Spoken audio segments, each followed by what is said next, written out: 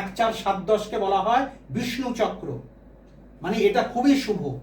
বিষ্ণু চক্র যাদের থাকে, আগের দিনই বলছিলাম যে কেন্দ্রপতি হাউসে যদি শুভ গ্রহ থাকে তাহলে তার জীবনটা স্বভাবতই ভালো কাটে।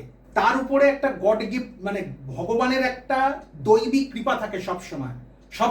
1-4-7-10-এ কারোর যদি শুভ গ্রহ থাকে, শুভ গ্রহ বলতে চন্দ্র, শুক্র, বৃহস্পতি এবং বুধ, 6-8-12 এই তিনটে ঘরকে বলা হয় malefic relation, malefic houses relation বা দুস্থানপতি সম্বন্ধ।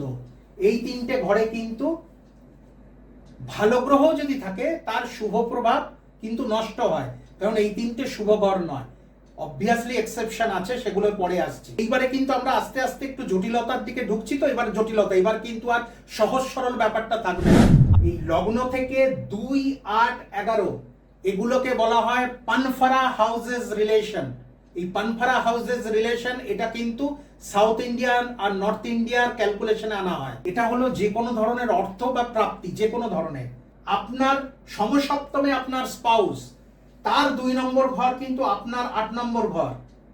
তার 2 নম্বর ঘরে যদি শুভ গ্রহ অবস্থান করে, তার মানে তার বাপের বাড়ি থেকে প্রাপ্তিযোগ, তার মানে আপনার শ্বশুর বাড়ি থেকে প্রাপ্তিযোগ। 8 নম্বর ঘরটা হলো সিক্রেট হাউস বলা হয়। 8 নম্বর ঘরকে সিক্রেট হাউস, অর্থাৎ অনেকে দেখবেন অনেক গুপ্তধন পায়, একদম ডেফিনেটলি তাদের হরোস্কোপে দেখবেন 8th হাউসে ভালো শুভ গ্রহ আছে।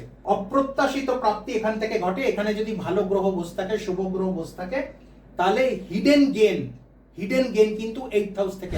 সাউথ ইন্ডিয়ান বা নর্থ ইন্ডিয়ান পণ্ডিতদের মতে যে এই তিনটে ঘর এমন একটা ঘর, এই তিনটে 3-6-12 এখানে যদি কোনো শুভ গ্রহ বসে থাকে তাও কোনো কিন্তু উপকার হয় না, মানে সেই গ্রহগুলোর উপকারিতা নষ্ট হয়ে যায়। সেই জন্য এগুলোকে বলা হয় আপক্লিমা হাউসেস। এই তিনটে রাশির ক্ষেত্রেই এটা হতে পারে, মেষের ক্ষেত্রেও হতে পারে, সিংহর ক্ষেত্রেও হতে পারে, ধনুর ক্ষেত্রেও হতে পারে। তাহলে সে আধ্যাত্মিক জগতে যদি চায়, সাংঘাতিক উন্নতি করতে পারে আধ্যাত্মিক জগতে, যে কারণে এটাকে বলা হয় ধর্ম ত্রিকোণ। এটা ডিপেন্ড করছে যদি সে চায়। রাজযোগ থাকলেই তো হবে না, করতে হবে, তবে গিয়ে রাজযোগটা ফলবতী হবে। না করলে কি করে হবে? করতে হবে। যেটা ঠাকুর বলেছিলেন, করো হও পাও, ডু বি অ্যান্ড হ্যাভ।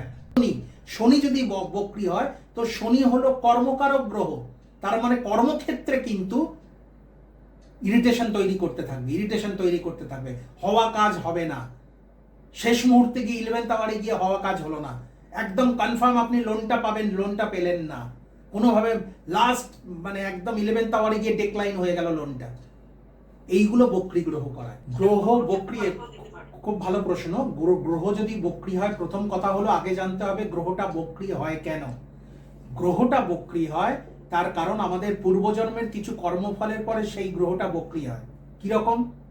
যদি এটা অন্য দিনের চ্যাপ্টার ছিল, আজকেই বলে দিচ্ছি, যখন প্রশ্নটা উঠেছে আজকেই বলে দিচ্ছি।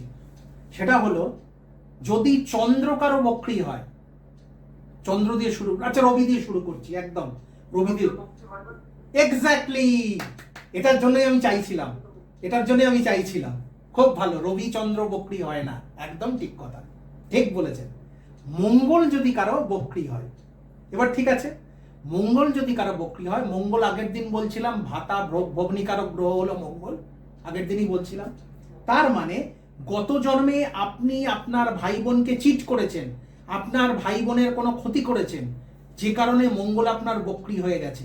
ফলে সেই জন্য মঙ্গল বক্রী হলে সেই ফলটা পেতেই হবে। আপনি তো গত জন্মে ঠকিয়ে এসছেন তাকে, আপনার ভাই বোনের কোনো ক্ষতি করে এসছেন, সেই কারণে মঙ্গল বক্রী। বুধ বক্রী মানে হলো কারোকে আপনি ব্যবসায় কারোকে ঠকিয়েছেন, বুধ মানেই ব্যবসায় কারোকে ঠকিয়েছেন। বা বুধ হলো স্পিচের কারক গ্রহ। আমরা যে কথা বলছি, এই যে আমি কথা বলছি, এটা বুধের সৌজন্যে, কিন্তু বুধ ভালো বলে কথা বলছি এইবারে। এবার ঘটনাটা হলো আপনি কারোকে আপনার কথার মাধ্যমে কারোর ক্ষতি করেছেন, এমন কথা বলেছেন আপনি যে তার ক্ষতি হয়েছে, ইনডাইরেক্টলি হয়েছে বা ডাইরেক্টলি হয়েছে।